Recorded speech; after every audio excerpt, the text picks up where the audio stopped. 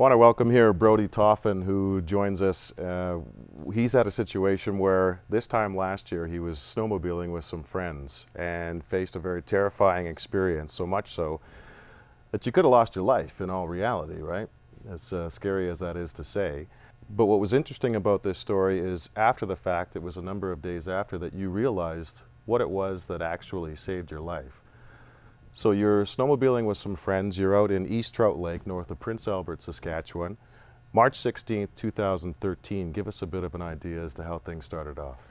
Well, we were looking forward to this trip. There's 4 of us in total. Put about 200 kilometers on that day, and I decided just to go for one more ride. There's three of the guys stayed back at the cabin, and I went out, and our cabin was right on the lake. And I said, I'm just going to go for a quick ride. And the guy said, well, just be careful, it's getting dark. And it was kind of 7 o'clock at night.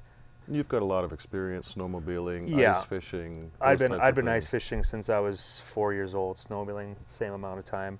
Never in a million years I think I'd ever fall through the ice. You saw something from afar, right? Yeah, I saw it looked like a penguin, and I thought to myself, wow, like, okay, the 200 kilometers, you start to second guess yourself, and you kind of stop, and I shook my head, took my helmet off, and saw it running, and I figured, well, this is pretty cool, I want to see what it is.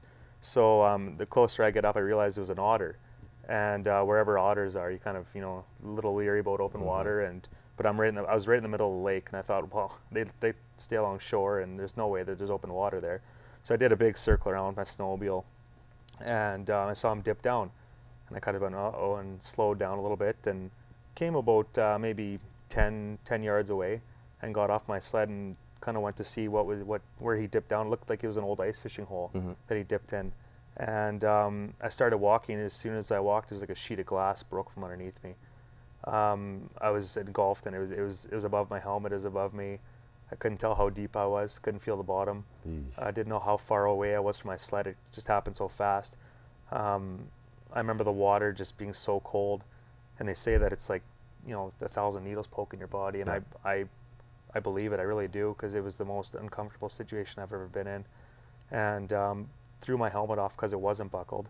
I got one hand free and threw it off, and realized that I was in quite a bit of trouble.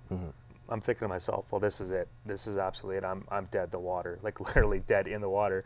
And like in that type of cold water, I mean, how are you able to move like you normally would be able to? I stiffened up pretty easy. Like you don't know. It's such a weird experience. You don't really know. Water's different when it's cold, and as in a pool or in the summertime, and you've got this gear on, and the gear is designed to help you. But I mean, when it gets wet, it's also, So, but I remember I had my gloves off too, which is the dumbest thing ever. I don't know why in minus 20 weather I'd take my gloves off. So I'm barehanded now, that's worse. And so I kind of did a circle around and bobbed for a little bit, and realized that the hole was getting bigger as I moved towards the ice. The ice kept on breaking out from underneath me. So you were continually trying to get yourself above the ice. Swimming in March, Wow. Swimming to the ice in March and trying to push my body up over top of it, and it kept on breaking out from underneath me, and I was getting tired. At this point, I was out all day. We left the cabin at 7 in the morning, and it was 7 at night, so I'm pretty tired. So after going through this, and you're trying to get out of the water a couple of times, 2 or 3 times, at that stage, what's going through your head?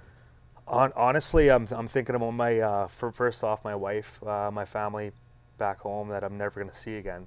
The little things that people, I tell the story too, that people say you should have been thinking about your sled and your possessions, didn't mean anything to me at that time.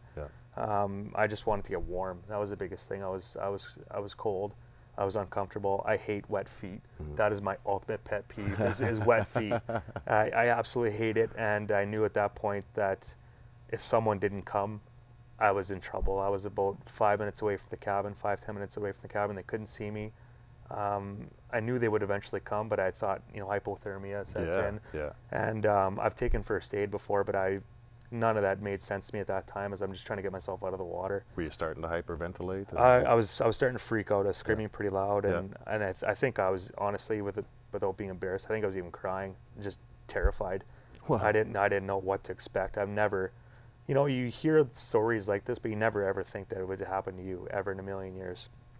And I remember getting out of the water, getting myself up, and just laying there and thinking, oh my God, I got out, but I could hear the ice cracking from underneath me still.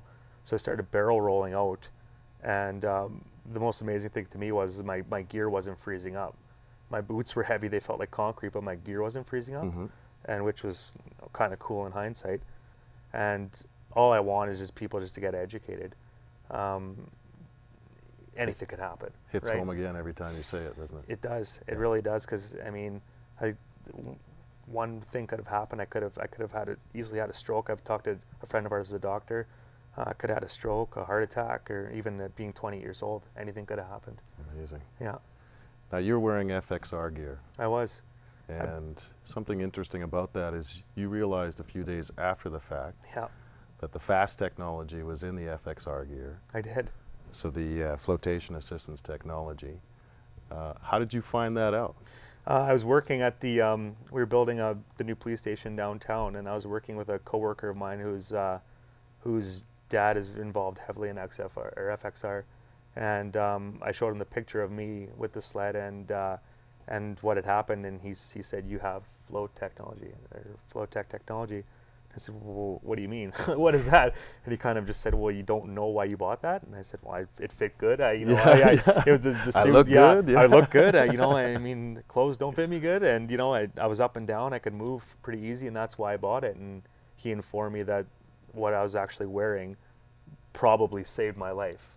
You know, like, I mean, it was definitely, I would not buy anything without it now. Amazing. And you never buy a product thinking the worst, but having that in there is amazing. Is just that fail-safe, because you always want to think of now as how, you know, what if, right? You have to. I mean, because anything could happen. Yeah, it's crazy. What does it mean to you to wear FXR gear now? Well, I look good. Yeah. You know, I first and foremost, I look good, but honestly, at the end of the day, it's about coming home. It is. You can have as much fun as you want with your best friends, but I keep replaying that message in my head as if they had to tell my wife that I wasn't coming home. That's not something anyone should do. So I honestly believe this should be in everyone's backpack. It should be everyone, when they ride, they should own this technology. I really do. When we have lakes, as many lakes as we do in Canada, and we cross them every day when we're on snowmobiles, this is an absolute must. Thank you very much.